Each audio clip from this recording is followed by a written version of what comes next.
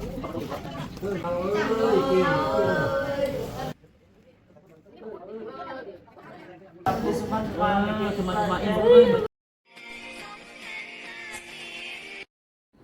บทักทายสบายดีและสวัสดีพ่อแม่พี่น้องโมสครูสุคน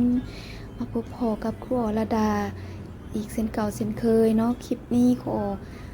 อยู่โรงเรียนกำลังจะเมื่อบ้านคุณตาเบิ่งลิงกับล้านอยู่ทางลั่งรถพอและนาเศร้า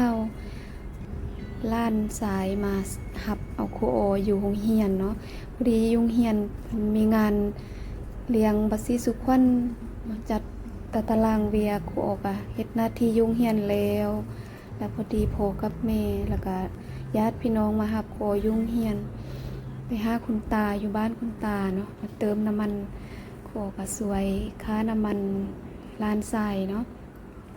ฝากทุกคนกดติดตามกดกระดิ่งแจ้งเตือนทั้งหมดให้ครูแดเบิ่งไซจังหวัดใดอากาศเป็นแนวใดลิ้นสงกรานต์ม่วนบ่หรือว่าทางฝั่งลาวเอิ้นว่าปีใหม่ลาวเนาะทางฝั่งไทยก็จะเอิ้นว่าสงกรานต์งานสงกรานต์หรือว่าฝั่งลาวจะเอิ้นว่าบุญปีใหม่ปีใหม่ลาวปีใหม่ลาวก็จะมีการบัสซี่สุขวัญหรือว่ามีการมัดแค้นแล้วก็สุบัติสุมาหรือว่าขอขมาพ่อแม่ผู้หลักผู้ใหญ่หดนำดำหัวผู้หลักผู้ใหญ่ประมาณนี้เนาะอาจจะแตกต่างจากฝั่งไทยแน่น้อยนึงแต่ก็คล้ายๆกันเนาะแต่ก็บ่คือกันหมดทุกอย่างนี่ก็จะเป็นเส้นทางไปบ้านคุณตาปีนี้ครูบ่ได้ลิ้นบุญปีใหม่ลาวเลยหรือว่าบ่ได้ลิ้นบุญสงกรานต์เลย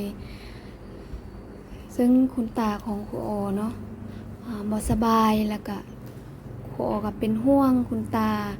แล้วก็ได้ยินข่าวที่บ่อยากได้ยินเนาะทุกคนได้ขอกำลังใจจากทุกคนเนาะคอมเมนต์ขออ่านทุกคอมเมนต์เนาะมีบางคอมเมนต์ว่าครูบ่ค่อยเห็นครูลงคลิปเนาะแต่ว่าแม่นครูบ่ค่อยลงคลิปเพราะว่าสลบวุ่นกับเปียกเด้เนาะเบิ่งลานซ่าลิ่งๆนอนอยู่ในรถการเดินทางก็ลำบากเนาะทุกคน กว่าจะมาฮอตจุดนี้จากบ้านครูไปบ้านคุณตาก็ใช้เวลาหลายชั่วโมงเนาะเพราะว่าอยู่คนละอำเภอที่ครูอยู่จะติดกับอำเภอเชียงคองเนาะซึ่งเป็นอำเภอห้วยทรายหรือว่าเมืองห้วยทรายนี่ครูก็มาฮอตเมืองต้นพึ่งเนาะบ้านชิมงามคุณตาจะอยู่อำเภอต้นพึ่งอยู่บ้านชิมงามอยู่คนละอำเภอนี่ก็จะเป็นซอยเข้าบ้านคุณตานาบ้าวนาเศร้าเอาคุณตามาเฮือนเนาะเมื่อครูมาเห็นคลิปนี้แล้วครูก็กั้นน้ำตาบ่อยู่ลิงจับโทรศัพท์ให้เนาะเพื่อเก็บภาพไว้เป็นครั้งสุดท้ายที่ได้อยู่นำคุณตาเดือนที่แล้วครูกับลิงกับแม่เนาะมายามคุณตาก็ยังยิ้มแย้มแจ่มใสแต่ก็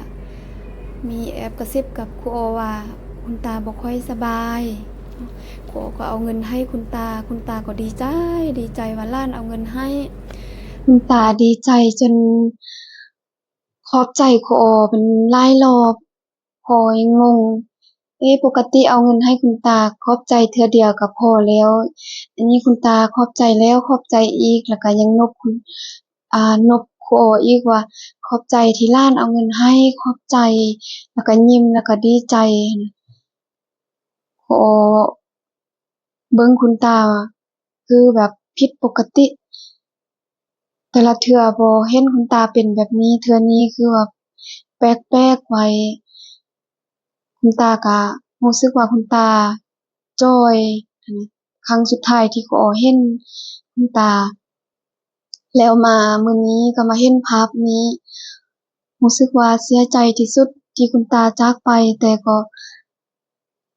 ยอมรับความจริงเนาะเพราะว่าทุกคนมีพบก็มีจากเนาะคุณตาก็ อายุหลายแล้วคุณตานาว่าคุณตาอายุ89ปีครูออว่าอายุ89พอดีเป็นปีเกิดของครูออครูออเกิดปี89ที่จริงคุณตาอายุหลายกว่านี้เนาะคุณตาเคยบอกนำครูออว่าคุณตาอายุ89มาปีนี้ยังบอกว่าอายุ89ถึงสมัยแต่กี้เนาะเขาเจ้ามีการจดบันทึกอาจจะบ่ละเอียดหั้นน่ะแล้วก็คุณตาบวกกับคุณตาหลงๆลืมๆเนาะคุณตาก็เป็นลูกกำพร้าตึมตอนที่คุณตาเกิดคุณตาได้อายุ2ปีหรือว่าคุณตาได้2ขวบพ่อแม่ก็จากคุณตาไปหั้นน่ะเพราะสมัยแต่กี้ยังเป็นสมัยเฮ็ดสงครามสมัยคุณตาคือคุณตาได้เฮ็ดหน้าที่หลายอย่างเนาะเมื่อก่อนแล้วก็คุณตาได้เล่าเรื่องหรือว่าประวัติความเป็นมาเมื่อก่อนให้ครูฟังว่าคุณตายังบอกว่าเคยไปเที่ยวฝั่งไทยเที่ยวหลายจังหวัดอยู่ฝั่งไทยแล้วก็เคยมีแฟนเป็นคนไทยว่าซั่นตอนที่คุณตายังเป็นหนุ่มแสดงว่าคุณตานี่อายุบ่ฮอด100หรือว่า100ปีก็ประมาณ90กว่าปีนี่แหละเนาะคุณตาอายุน่าจะประมาณนั้นคุณตาจะบ่แม่น89ปีเพราะว่าคุณตาเคยผ่านหลายสิ่งหลายอย่างเนาะในเมื่อก่อนแล้วก็พ่อแม่ก็จากไปตั้งแต่อายุยัง2ขวบหรือว่า2ปีเนาะแล้วก็คุณตาก็เป็นเด็กเร่ร่อนเป็นลูกกำพร้าไปอยู่เรือนนี้เรือนนั้นเนาะอยู่นำญาติพี่น้องอยู่นำคนที่รู้จักอยู่นำผู้นี้ผู้นั้นแบบจนใหญ่เป็นบ่าวก็ได้เฮ็ดไปเฮ็ดหน้าที่จะบ่เว้าในจุดนี้เนาะเพราะว่าคุณตาเคยเล่าให้ฟังคือมันเป็นสิ่งที่แบบ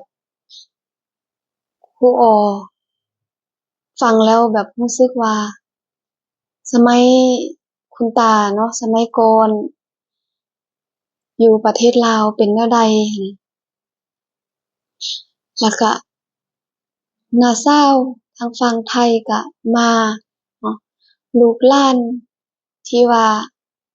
อยู่ฝั่งไทยเนาะคุณตามีลูกแล้วก็ลูกสาว2คนไปสร้างครอบครัวอยู่ฝั่งไทยเนาะสมัยนั้นคุณตาก็ไปอยู่ฝั่งไทยแหน่หน่อยหนึ่งแล้วก็คุณตาก็อันนี้ก็น้าสาวที่อยู่ฝั่งไทยกอดกับแม่ครูอ้อรู้สึกว่าการสูญเสียครั้งนี้คือการสูญเสียครั้งยิ่งใหญ่คุณตาเป็นคุณตาที่มีลูกหลานหลายเนาะ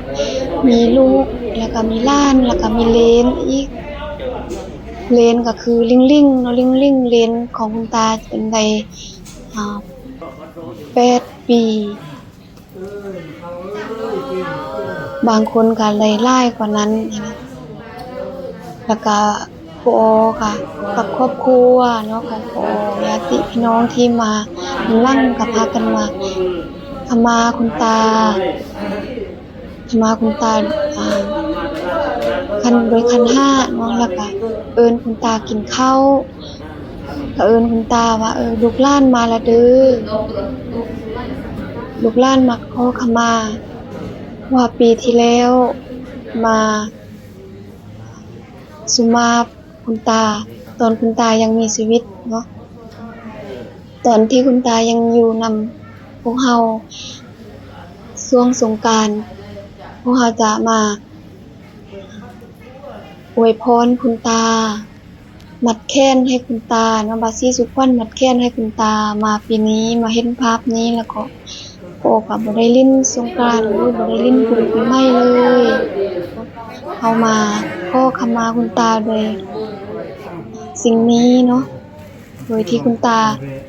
บ่ได้รับรู้ หรือว่าถ้ารับรู้ก็จะรับรู้โดยวิญญาณนั่นแหละเนาะเพิ่นลูกหลานมาขอขมาคุณตาด้วยขันธ์ห้าก็เอิ้นคุณตามากินข้าวเป็นครั้งสุดท้ายปอแฮ่งเป็นลูกที่แบบมีความกังวลแล้วก็เวลาปอเสียใจเนาะจะกระทบเรื่องจิตใจค่ะก็เห็นภาพนี้แล้วบ่ฮู้สิเว้าแนวใดรู้สึกว่าเสียใจที่เสียคุณตาไปแต่ก็ให้มีน้ำตาแต่ก็บ่อยากให้คุณตาเป็นห่วงหั้นนะเพราะว่าคุณตาเพิ่นก็ไปสบายแล้วเนาะไปหาคุณยายก็อาจจะทาคุณตาอยู่หั้นนะเพราะคุณตาก็อายุจะฮอดบ่ฮอด100ก็เกือบหน่อยหนึ่งแหละเนาะเพราะว่าคุณตาก็บ่อยู่นำพวกเราแล้วพอกลับมาโรงเรียนเพราะว่าคุณตายังอยู่เรือนอยู่เนาะลืมเอายากับมาซื้อแม่ให้พ่อมาซื้ออ่าของกินที่ว่าบ่คิดบ่ฝันเนาะว่าคุณตาจะจากไปเดือนแล้วยังไปหาคุณตาคือมาวันนี้คือคุณตาก็จากไปแล้วก็พ่อก็มาโรงเรียนฝนตกแบบตกแห้งแบบผิดปกติจนน้ำนองเลยอยู่โรงเรียนเบิ่งแต่ฝนตกคือแบบเฮ็ดให้บ่สร้างออกจากเรือนแต่ว่ามื้อนี้คุณตายังอยู่เรือนเนาะพอกลับมายังสิกลับไปบ้านคุณตาอีกบ่ได้โทรหารถแท็กซี่หรือว่าจะว่ารถแท็กซี่ก็บ่แม่นเนาะเขาเจ้ามารับโดยแบบเมาเสียเงินแพงกว่าที่เราไปปกติถ้าไปรถโดยสารมันจะราคามันอีกแบบนึงถ้าเราไปแบบส่วนตัวแบบนี้ราคามันก็จะเป็นอีกแบบนึงเบิ่งน้ำอยู่โรงเรียนจนเป็นหนองเลยฝนตกแห้งอยู่บ่ได้เนาะคือนักเรียนก็กลับบ้านบางน้องก็ยังอยู่หอพักแต่หอพักที่กออยู่ยังนักเรียน2-3คนนักเรียนก็บ่กลับบ้านบ่มีเงินกลับบ้านว่าซั่นบางช่วงบางตอนเขาก็บ่ได้ถ่ายเพราะว่าเขากลับไปโรงเรียนแล้วก็กลับมานี่ก็เป็นภาพสุดท้ายที่เขาถ่ายนำคุณตาตอนที่เขามาวางพวงหรีดวางดอกไม้เขาก็บ่ได้อยู่ถ่ายมีแต่หลานถ่ายไว้วิดีโออาจจะบ่แจ้งบ่ชัดปานใดเนาะที่ว่าขอเอามาใช้เพื่อไว้เบิ่งภาพสุดท้ายที่คุณตาอยู่เรือนซึ่งเป็นภาพที่พ่อบ่อยากให้เกิดแต่ว่าปราศจากบ่ได้เนาะมันเป็นธรรมชาติของมนุษย์มีเกิดก็ต้องมีดับมีพบก็ต้องมีจากเราก็ต้องยอมรับในจุดนี้เราจะให้จนอยู่กินบ่ได้นอนบ่หลับก็คุณตาก็จะเป็นห่วงนะเพราะว่าคุณตาเพิ่นก็ไปสบายแล้ว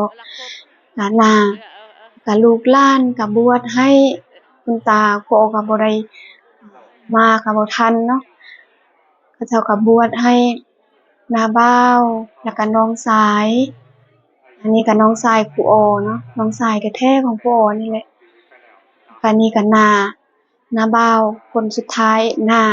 บ่าวหล้าจั่งซี้เนาะอันนี้ก็หลานกับน้องสาย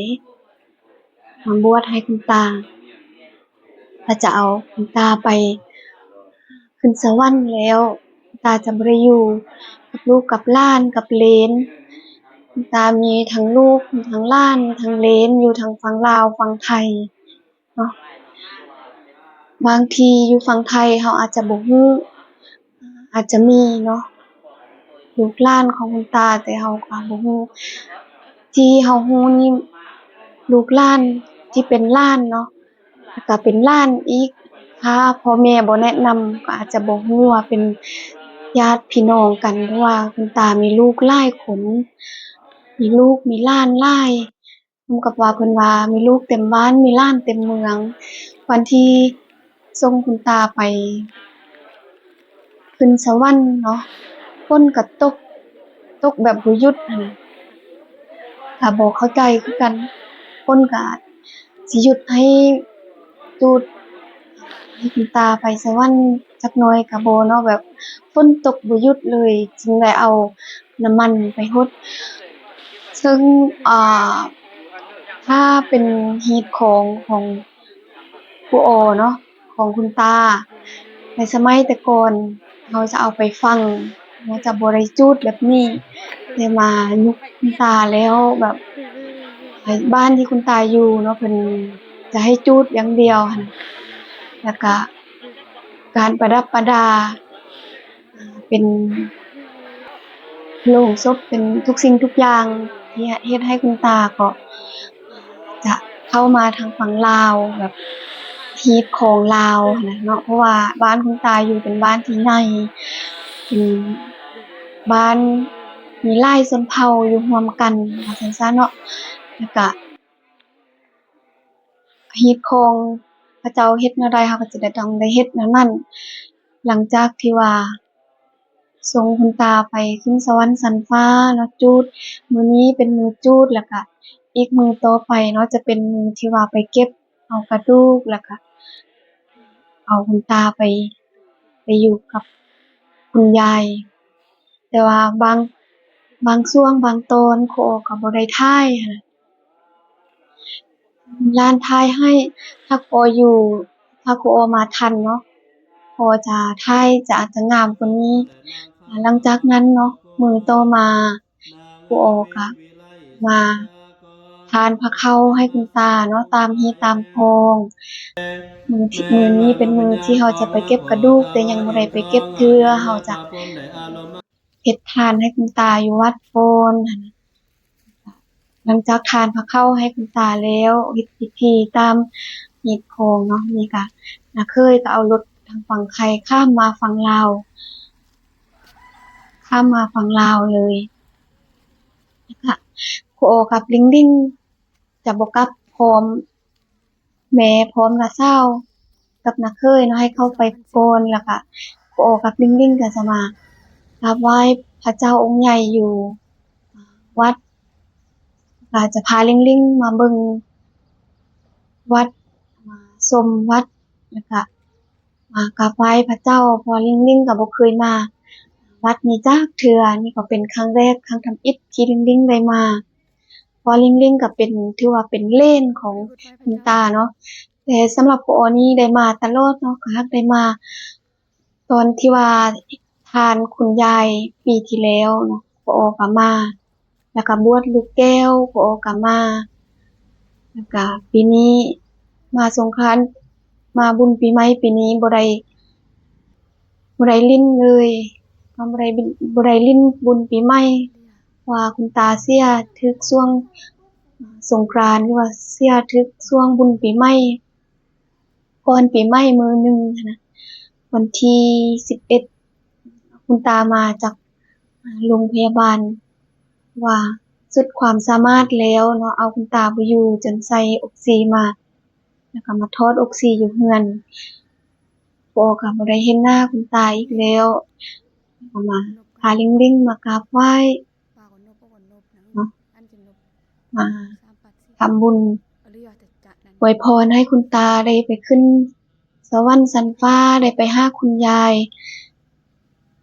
ไปหาลูกหาหลานที่จากไปเนาะเพราะว่าลูกของคุณตาบางคนก็จากไปเนาะน้าบ่าวของครูอ้อก็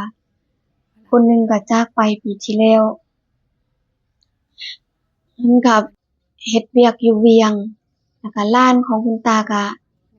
ขึ้นยนต์มาหรือว่าขึ้นเครื่องบิน ขึ้นเครื่องมาที่จังหวัดบ่อแก้วจังหวัดที่ล้านลูกของคุณตาอยู่จะอยู่นครหลวงเวียงจันทน์ลูกหล้านคุณตาอยู่หลายจังหวัดหลาย